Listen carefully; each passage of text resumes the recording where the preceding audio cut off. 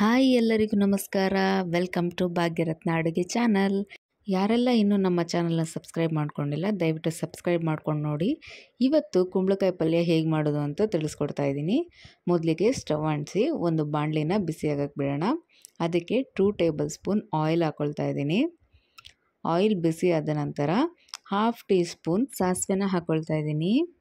ಸಾಸಿವೆ ಚಿಟಪಟ ಅಂತ ಸಿಡಿಯೋ ಟೈಮಲ್ಲಿ 1 ಸ್ಪೂನು ಕಡಲೆಬೇಳೆ, 1 ಸ್ಪೂನು ಉದ್ದಿನಬೇಳೆನ ಹಾಕ್ಕೊಳ್ತಾ ಇದ್ದೀನಿ.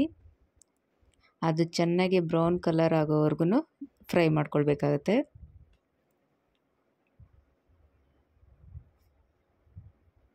ಈಗ ಇದು ಚೆನ್ನಾಗಿ ಫ್ರೈ ಆಗಿದೆ. ಈಗ ಕಟ್ ಮಾಡ್ಕೊಂಡಿರೋಂಥ ಒಂದು ಈರುಳ್ಳಿನ ನಾನು ಸೇರಿಸ್ಕೊಳ್ತಾ ಇದ್ದೀನಿ. ಇದನ್ನು ಸ್ವಲ್ಪ ಚೆನ್ನಾಗಿ ಫ್ರೈ ಮಾಡ್ಕೊಳ್ಳೋಣ. ಇದ್ರ ಜೊತೆಗೇ 4ರಿಂದ 5 ಹಸಿಮೆಣ್ಸಿನ್ಕಾಯಿ ತೊಗೊಂಡಿದ್ದೀನಿ, ಅದನ್ನು ಹಾಕ್ಕೊಳ್ತಾ ಇದ್ದೀನಿ. ನಿಮಗೆ ಖಾರಕ್ಕೆ ಎಷ್ಟು ಬೇಕೋ ಅಷ್ಟನ್ನು ನೀವು ಹಾಕ್ಕೊಳ್ಬೋದು. ಆಮೇಲೆ ಕರಿಬೇವನ್ನು ಕೂಡ ಇಲ್ಲಿ ಆ್ಯಡ್ ಮಾಡ್ಕೊಳ್ತಾ ಇದ್ದೀನಿ. ಈಗ ಚೆನ್ನಾಗಿ ಫ್ರೈ ಮಾಡ್ಕೊಳ್ಳೋಣ. ಈಗ ಕುಂಬಳಕಾಯಿನ ಹಾಕ್ಕೊಳ್ತಾ ಇದ್ದೀನಿ. ಚೆನ್ನಾಗಿ ವಾಶ್ ಮಾಡಿರೋ ಅಂಥದ್ದು. ನಿಮ್ಗೆ ಯಾವ ಸೈಜ್ ಬೇಕೋ ಆ ಸೈಜ್ಗೆ ಕಟ್ ಮಾಡ್ಕೊಂಡು ನೀವು ಇಲ್ಲಿ ಹಾಕ್ಕೊಳ್ಬೋದು. ಹಾಗೆ ರುಚಿಗೆ ತಕ್ಕಷ್ಟು ಉಪ್ಪನ್ನು ಕೂಡ ನಾನು ಇಲ್ಲಿ ಸೇರಿಸ್ಕೊಳ್ತಾ ಇದ್ದೀನಿ. ಈಗ ಚೆನ್ನಾಗಿ ಮಿಕ್ಸ್ ಮಾಡ್ಕೊಳ್ಳೋಣ. ಇದನ್ನು 5ರಿಂದ 10 ನಿಮಿಷ ಆದರೂ ಬೇಯೋಕ್ಕೆ ಬಿಡಬೇಕಾಗುತ್ತೆ. ಸೊ ಎಲ್ಲ ಚೆನ್ನಾಗಿ ಮಿಕ್ಸ್ ಮಾಡ್ಕೊಂಡಾದ್ಮೇಲೆ ತಟ್ಟೆಯಿಂದ ಮುಚ್ಚಿ ಒಂದು 5-10 ನಿಮಿಷ ಬೇಯೋದಕ್ಕೆ ಬಿಡೋಣ. ನೀವು ಮಧ್ಯದಲ್ಲಿ ಇದನ್ನು ಮಿಕ್ಸ್ ಮಾಡ್ತಾ ಇರಬೇಕಾಗತ್ತೆ, ಇಲ್ಲಾಂದರೆ ಅಂಟ್ಕೊಂಡ್ಬಿಡುತ್ತೆ ಬಾಣಲಿಗೆ.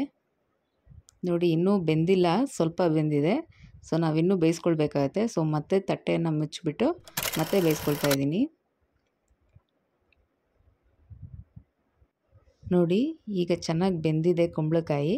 ಹೇಗೆ ಬೆಂದಿದೆ ಅಂತ ಗೊತ್ತಾಗುತ್ತೆ ಅಂತಂದರೆ, ನೀವು ಕುಂಬಳಕಾಯಿ ಪೀಸ್ನ ಪ್ರೆಸ್ ಮಾಡಿ ನೋಡಬೇಕು. ಅದು ಕಟ್ ಆಗ್ತಾಯಿದ್ರೆ ಚೆನ್ನಾಗಿ ಬೆಂದಿದೆ ಅಂತ ಅರ್ಥ.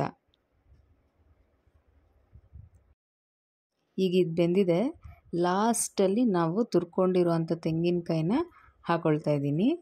ಇದು ಹಾಕ್ಕೊಂಡ್ರೆ ತುಂಬಾ ಚೆನ್ನಾಗಿರುತ್ತೆ, ಟೇಸ್ಟಿಯಾಗಿರುತ್ತೆ. ಈಗ ಇದೆಲ್ಲ ಚೆನ್ನಾಗಿ ಮಿಕ್ಸ್ ಆದಮೇಲೆ ಕುಂಬಳಕಾಯಿ ಪಲ್ಯ ಚಪಾತಿ ಜೊತೆ ತಿನ್ನೋದಕ್ಕೆ ರೆಡಿಯಾಗಿರುತ್ತೆ. ನೋಡಿದ್ರಲ್ಲ ಕುಂಬಳಕಾಯಿ ಪಲ್ಯನ ಹೇಗೆ ಈಸಿಯಾಗಿ ಮಾಡ್ಕೊಳ್ಳೋದು ಅಂತ. ನೀವು ನಿಮ್ಮ ಮನೆಯಲ್ಲಿ ಟ್ರೈ ಮಾಡಿ ಹೇಗಿತ್ತು ಅಂತ ಕಮೆಂಟ್ಸಲ್ಲಿ ತಿಳಿಸಿ. ನಿಮಗೆ ಈ ವಿಡಿಯೋ ಇಷ್ಟ ಆಗಿದರೆ ಲೈಕ್ ಮಾಡಿ, ಶೇರ್ ಮಾಡಿ, ಕಮೆಂಟ್ ಮಾಡಿ. ಹಾಗೆ ಸಬ್ಸ್ಕ್ರೈಬ್ ಮಾಡ್ಕೊಳ್ಳೋದನ್ನು ಮಾತ್ರ ಮರಿಬೇಡಿ. ಮುಂದಿನ ರೆಸಿಪಿಯೊಂದಿಗೆ ಸಿಗೋಣ. ಎಲ್ಲರಿಗೂ ಧನ್ಯವಾದಗಳು.